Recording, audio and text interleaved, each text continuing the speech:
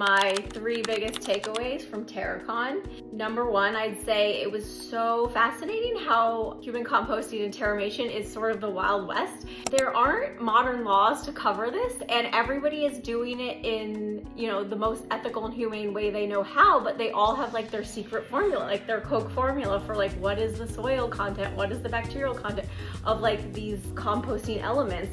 So I don't think we're gonna see some like universal practice here. The other thing that's coming into play is regulation. One person was speaking from Minnesota around how like the funeral laws in Minnesota are some of the strictest. And so what will be allowable for them will likely be different than what is allowable in Washington, for example. Right now it sounds like all of the terramation facilities have to follow any cremation standards, but cremation is very, very different than terramation.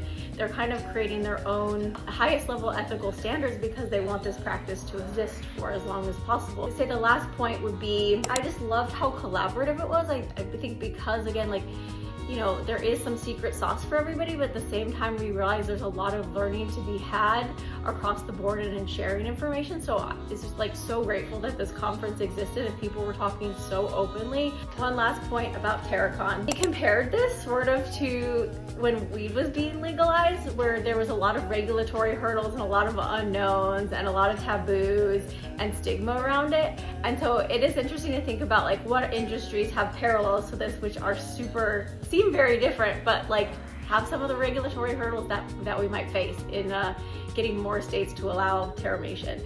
Right now 14 do, and some are on the cusp, so it's exciting times.